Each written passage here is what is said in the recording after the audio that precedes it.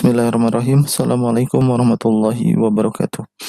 Alhamdulillahirrabbilalamin. Allahumma sholli ala Muhammad wa ala alihi washabihi ajmain, amma ba'd. Rekan-rekan mahasiswa sekalian, pada hari ini kita akan melanjutkan materi kuliah kita, yaitu kuliah fisika komputasi atau metode numerik. Pada hari ini kita akan membahas salah satu metode yang penting, yaitu metode numerik untuk menentukan akar dari sebuah persamaan.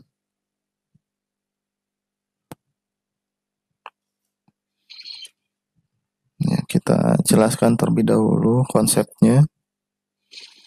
Ini adalah metode numerik.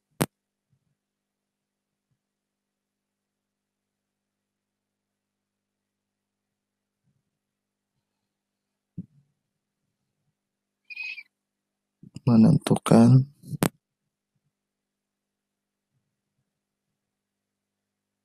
akar suatu persamaan.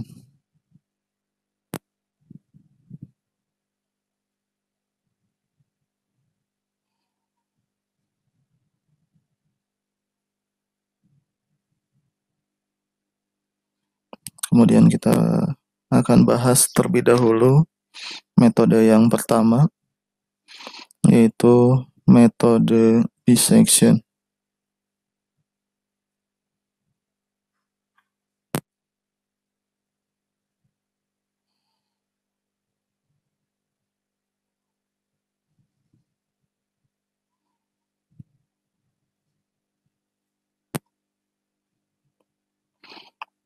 Sebelum masuk ke pembahasan metode bisection, terlebih dahulu kita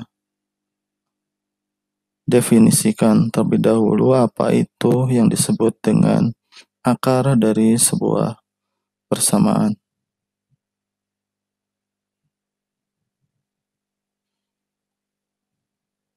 Misalnya ini ada sebuah fungsi. Ini fungsinya adalah fungsi fx. Ini ada pada sumbu x dan sumbu y. Maka yang disebut dengan akar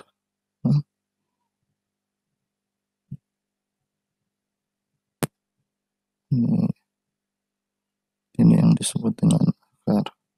Misalnya kita simbolkan akar ini adalah dengan XR. Maka XR ini adalah akar dari fungsi atau persamaan fx jika memenuhi persyaratan, yaitu f pada saat xr ini sama dengan 0. Jadi syarat disebut akar itu adalah nilai x yang menghasilkan f pada saat x tersebut ini sama dengan 0. Maka x itu adalah akar dari sebuah persamaan. Jadi tujuan kita di sini adalah akan menentukan nilai x yang dapat menghasilkan f pada saat x tersebut sama dengan 0. Kemudian sebelum kita masuk ke metode bisectionnya sendiri, kita analisis terlebih dahulu ini sejarah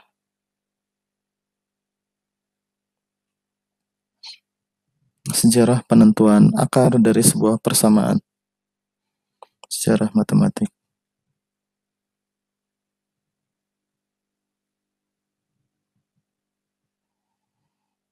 Jika ada sebuah persamaan fx, ini adalah ax kuadrat ditambah bx ditambah c,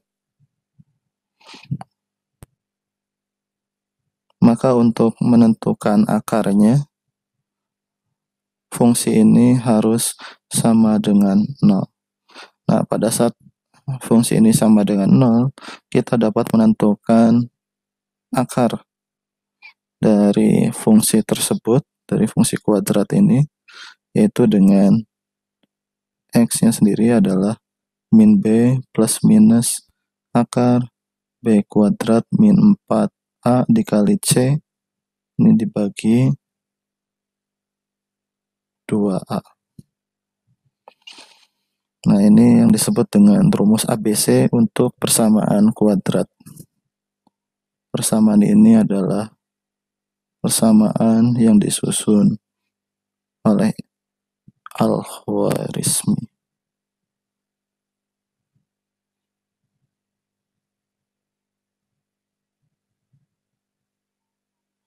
Ini pada tahun 780, meninggalnya 850 Masehi. Ini sejarah bagaimana ilmuwan terdahulu menentukan akar dari sebuah persamaan. Nah, ini Al-Khwarizmi ini khusus untuk persamaan aljabar orde 2. Untuk orde 3 ada ilmuwan lain namanya Abu Kamil Sujai bin Aslam, Omar Khayyam, kemudian ada Al-Karaji, ada Al-Samawal, bahkan sampai persamaan aljabar orde N seperti Al-Qassi. Ini penerus dari Al-Khwarizmi. Pionirnya adalah Al-Khwarizmi. Kemudian kita masuk ke metode yang akan kita bahas pada hari ini, yaitu metode bisection.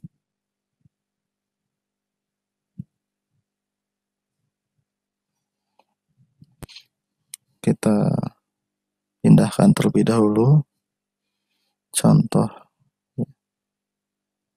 fungsi yang tadi sudah kita buat.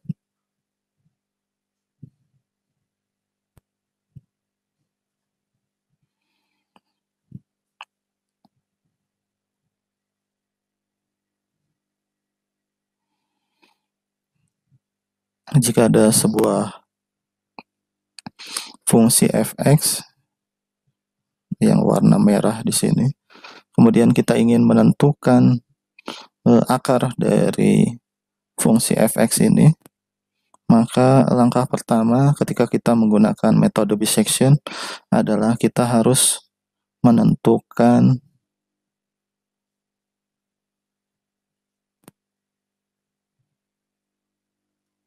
batas.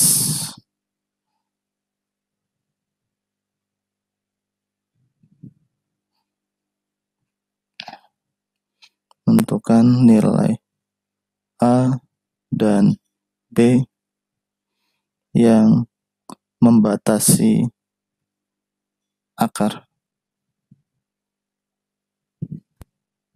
atau yang mengurung akar.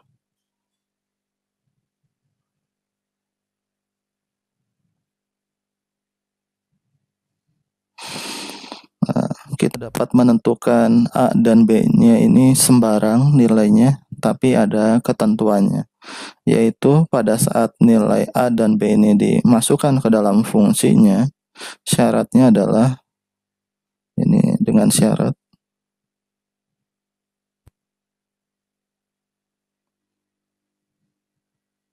F pada saat A dikalikan dengan F pada saat B, ini sama dengan ini kurang dari 0 atau negatif. Nah, contohnya kita kembali ke fungsi ini. Misalnya kita menentukan ini titik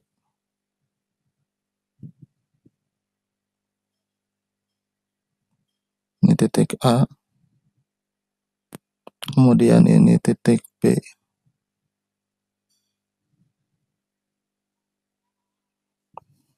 Kemudian nilai fungsi dari A-nya ini adalah FA, kemudian ini adalah FB. Ini FB, ini adalah FA. FB-nya di sini nilainya positif, FA-nya di sini negatif. Nah, jadi ketika dikalikan, maka hasilnya adalah negatif. Ini syaratnya. Syaratnya FA dikali FB akan mengurung akar jika nilai A dan B akan mengurung akar jika FA dikali FB ini kurang dari 0.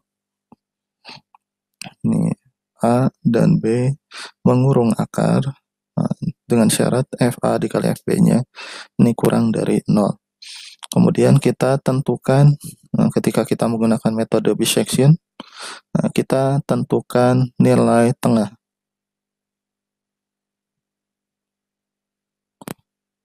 C. Dengan C-nya ini adalah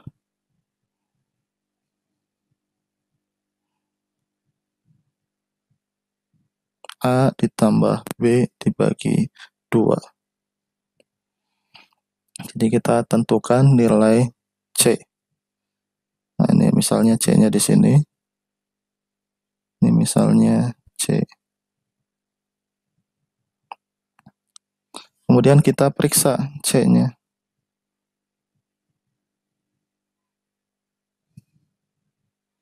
Periksa nilai F pada saat C-nya.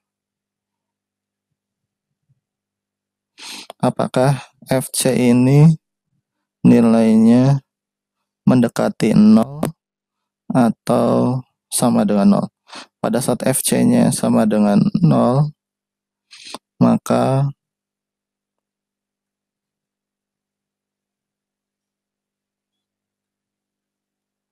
C di sini ini adalah akar.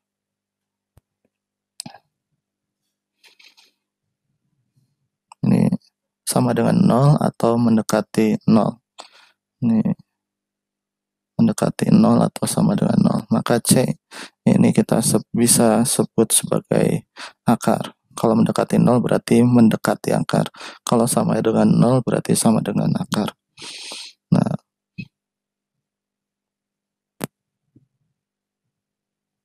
ini nilai C. FC.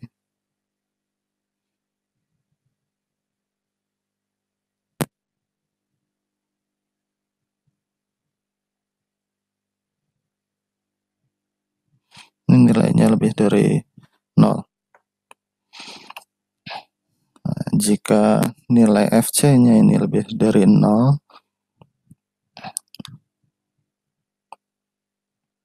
atau kurang dari 0, atau jauh dari nilai angka 0, maka kita masuk ke langkah berikutnya. Nah, jika nilai FC-nya ini jauh sekali dari 0, maka kita harus memeriksa perkalian antara F pada saat A dengan F pada saat C.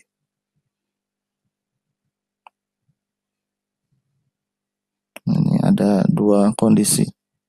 Kondisi pertama adalah FA dikali dengan FC.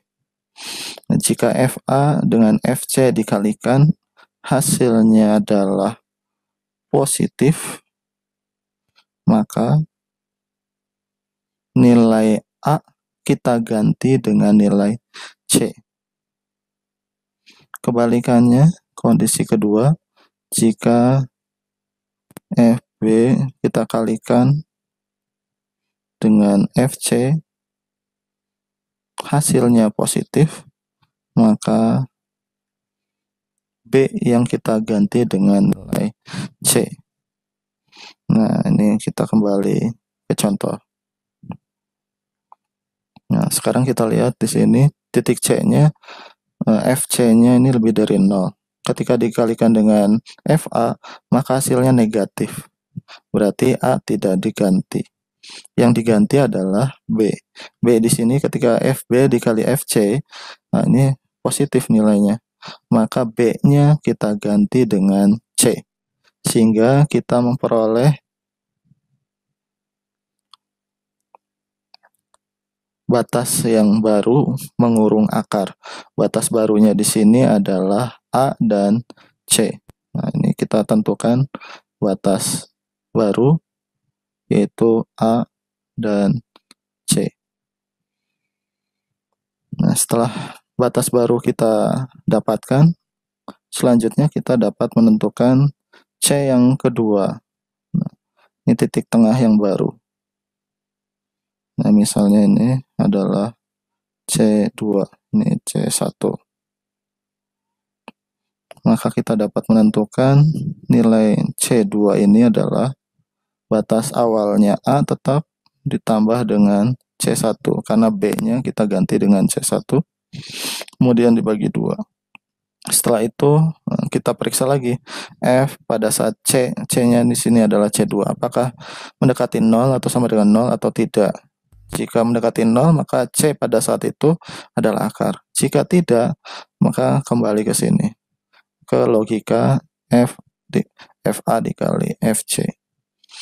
Jika lebih dari 0, maka A-nya kita ganti dengan C yang baru. Nah, jika dikalikan dengan B ini yang positif, B-nya B dikali FC ini positif, maka B-nya yang kita ganti, atau C1-nya yang kita ganti dengan C2, dan seterusnya sampai nilai C ini mendekati 0, sehingga C-nya dapat kita sebut sebagai akar dari sebuah persamaan.